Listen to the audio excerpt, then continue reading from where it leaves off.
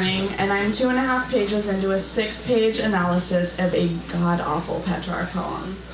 It's my midterm for my Renaissance and gender class, so it's kind of a big deal. It's also due at 8 a.m. I have 6 hours to write a paper that sounds like I worked on it for 6 weeks. Here we go. 2:15. I spend 15 minutes reliving my entire week to see where I could have gone wrong. Decide my predicament has nothing to do with drinking my roommate's experimental opium tea the night before, or getting really drunk and trying to find out how many people can fit in one shower. The answer is 9. In my mind, sedatives and group showers were valid, necessary reasons to procrastinate, and if I didn't experience them, I would regret it for the rest of my life. 2:30. Having successfully justified my behavior, I turn my attention back to this paper. I Google Petrarch's name and look at his picture. He was hideous. I can't believe this guy was known for writing love sonnets. It's gross. Seeing Petrarch's image just made me lose what little motivation I had to write this paper in the first place. I realized there's only one way I'm gonna get this done. Adderall. So I start making the rounds on my floor. I can't waste time on some wild goose chase for drugs, so I go straight to the people I know will come through. Fortunately, the folks in charge of on-campus housing at UCSC do a pretty good job at keeping all the druggy burnouts in one place, so I don't have to go far to find what I'm looking for. 2:49. Knock on the door of Chris Simon's room.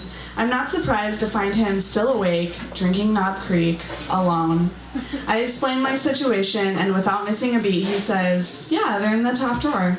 Then he offers me a glass of whiskey because he finally banged that chick Megan from the psych department and wants to tell me all about it. As gracefully as possible, I weasel away without having to listen to his tales of sexual conquest. With the Adderall, of course. 3:11. Pop those Adderall. Swig the whiskey I just stole from Chris to wash them down. There's no point in trying to work on this paper before the pills kick in, so I lay down for a quick power nap to kill time while the amphetamines I just ingested course their way through my body. 3:23. As I lay there waiting to feel that familiar charge, I can't help but think about how drugs and chaos have been staples in my life for as long as I can remember. I'm transported back to the first grade, remembering the constant confusion I felt at not being able to relate to the other kids. They shared commonalities like having a bedtime and going to church with their families. At my house, we went to bed whenever we felt like it, and until I was almost 10, I thought that saying grace meant that you closed your eyes, said the word grace, and then started eating. Because that's how the Lost Boys did it in that movie Hook. I basically had to teach myself about religion through Disney movies. How was I supposed to know that it wasn't always accurate? All I knew was that I wanted to fuck Rufino. Something inside told me that I should be careful about what I revealed about my family life with the kids and teachers at school. 3:45. My midterm is due in 4 hours, but my mind has fallen down a rabbit hole of memories. Mentally, I'm back in the 5th grade, and my parents' worst nightmare has finally happened. The DARE program has come to our school. When Mom and Dad discover my stash of informational pamphlets buried at the bottom of my Little Mermaid backpack and the anti-drug paraphernalia hidden under my bed, they panicked and decided it was time for the talk. My mom confronted me with the questionable material she had found, wanting to know what exactly I was being taught in school. The DARE officer had made us all sign a pledge promising we would never take drugs. I only signed it because he bribed us with Hershey's Kisses. Mom proceeded to explain to me that Daddy sometimes sells special herbs and medicine to people who need it, and for some reason the government doesn't like the special herbs Daddy sells, and that while he's not doing anything wrong, it's really important that you don't tell anybody about it. Especially not your teacher. Especially not the DARE officer at school. It's our family secret, and if anyone ever found out, Daddy would be in a lot of trouble. I promised to keep my mouth shut. I don't have the heart to tell mom that I already know daddy's special herb is actually weed and the secret medicine is coke. I've actually known for years, but I go along with her story, allowing them to keep their illusions about my innocence and playing dumb during the dare classes at school. By the end of the program, I realized that my parents are actually right to feel paranoid. Because we all know the real agenda of DARE isn't to keep kids off drugs. It's really to get kids like me to rat out their parents. Well, fuck you, Officer Dave. I'm no snitch. 410. You know, I was never supposed to be in college. I mean, most college-bound 13-year-olds don't spend their free time smoking meth in sketchy apartments and blowing their much older boyfriends in the back seats of stolen cars. The truth is, I never signed up for college to be smarter or more competitive in the job market or more well-rounded as a human being. I was there for the money. I was a high school dropout who wandered onto the campus of a community college and discovered something called financial aid. When I looked into it, I discovered I was an at-risk student, which basically means you're poor and from a broken home. Even though I had convinced myself that my childhood wasn't particularly sad, I found I had an arsenal of shocking experiences that I spun into sob stories of gold. My traumatic tales won me every single scholarship I applied for and awarded me thousands of dollars in grants. The best part was that it was all through a federal program, so I also got to feel like I was screwing over the government. I had found a better hustle than dealing drugs or stripping.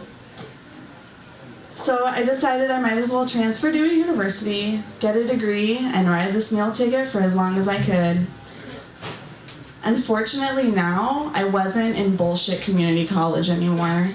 I was at a real school in hard classes with people who had come from normal lives and had doctors or lawyers for parents.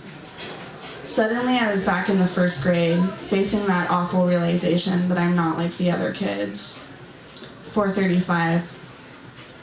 Who in my family could I kill? I can't keep using the "my dad OD'd" excuse to get extensions, even though half the time it's actually true. But what's not true is that it upsets me anymore. It's like when you're getting tattooed and after a while you just go numb because you've gotten used to pain. Me and Petrarch aren't getting anywhere, and if I fail this class, I'll get dropped from financial aid, and this will all have been for nothing. I'm gonna need more time. And then it hits me.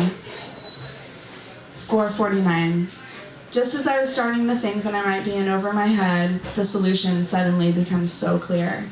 My disgust for Petrarch, his heinous image, and his god-awful poetry join forces in my racing mind. I bolt upright, seething with hatred for him, for Chris Simon, for Officer Dave, for my dad, for all the self-identified anarcho-crust punk hippie guys who went to UCSC claiming to understand the struggles of a working class they've never been a part of, for all the privileged white rich boys who moved to places like Santa Cruz, take one seminar on Marxism, and proceed to bind themselves to the causes of the oppressed and uninvited solidarity. Yeah, I think the Adderall's kicked in. 5 a.m. Fueled by amphetamines and contempt, I write my new thesis. Francesco Petrarch, the father of humanism, was a sexist, womanizing pig. Then for the next 4 pages, I expose how he participated in the construction of a male-dominated culture which left women and minorities disenfranchised and oppressed. Yeah, with the state of mind I'm in, 4 pages of man-bashing isn't going to be a problem. I finished the paper in less than 2 hours, and my hardcore lesbian feminist TA loves it. The content was bullshit, but the passion came from a real place. Because unlike my yuppie classmates who are desperate to identify with pain, I've been there. Even if at times I exploited my past for personal gain, it's my suffering to use, and it's real.